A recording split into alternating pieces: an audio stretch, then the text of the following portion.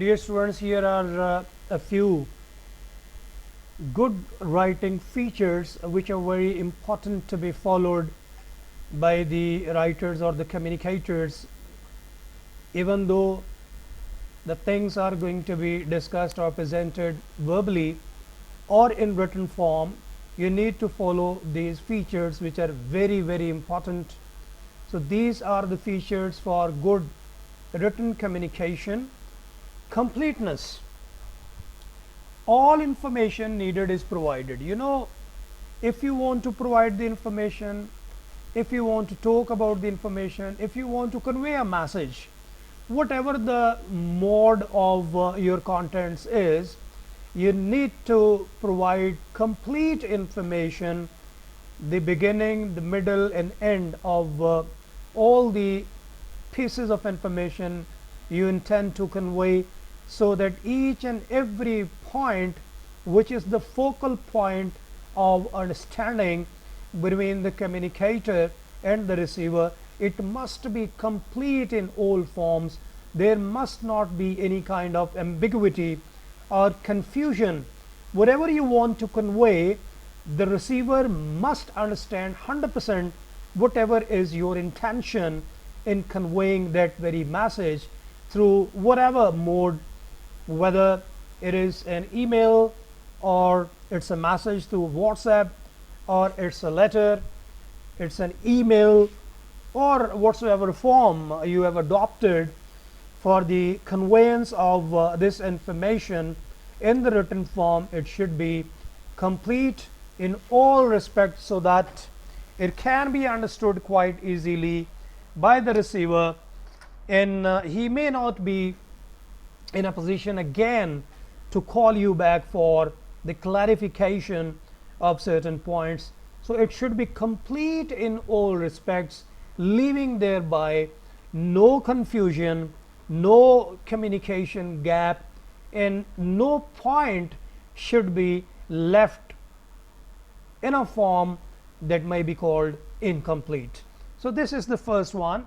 So completeness, all information needed is provided, right? So the second one is correctness. It should be what actually correctness means. The information provided should be relevant and precise. That means it should be to the point.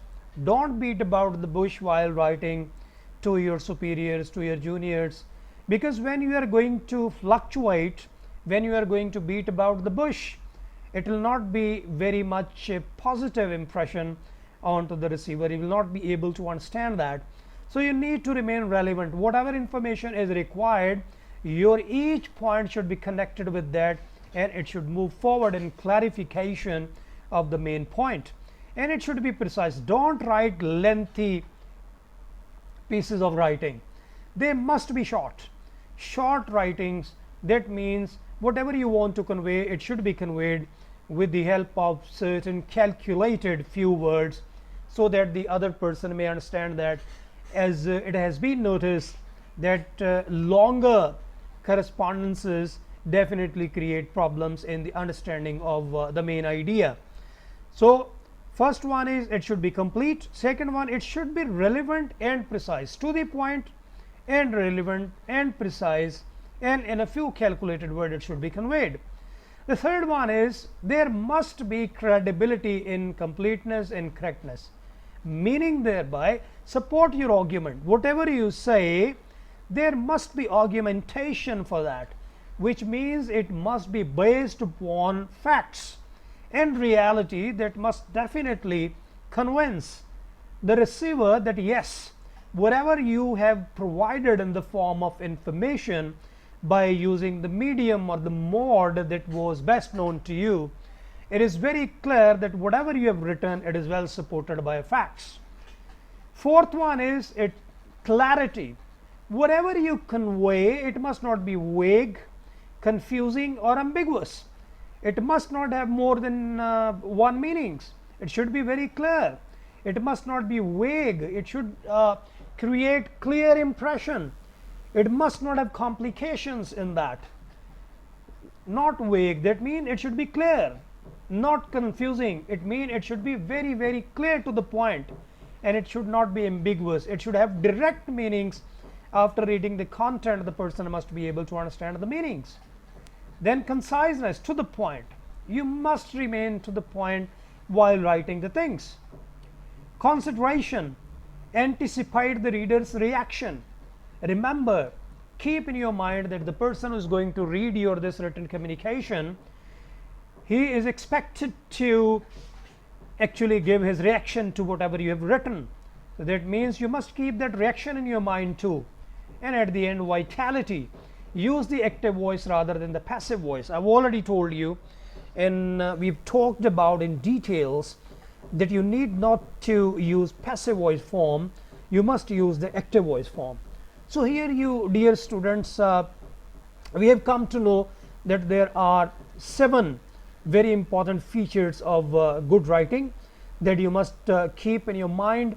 And of course, sometimes they are called 7 C's, but here we are having vitality instead of C.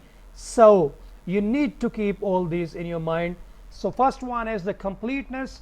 All information needed is provided. Correctness, relevant and precise information. Credibility, support your argument.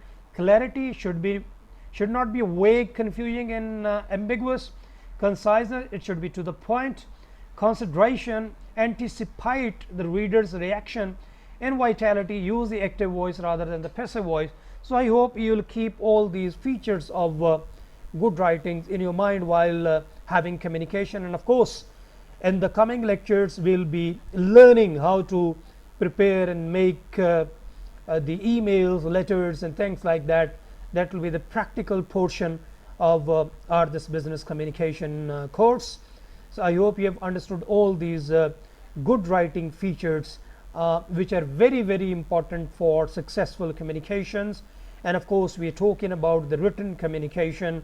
In written communication, you need to follow the 5 etiquettes that we have already discussed, and then these 7 good writing features, they must also be kept in mind while scratching in, preparing, or writing any piece of correspondence that you intend to convey to the persons who is the receiver and a decoder of that particular information. So try to be very much complete, correct, credible, clear, concise, considering the reaction of the reader, and you must follow active voice form of written communication.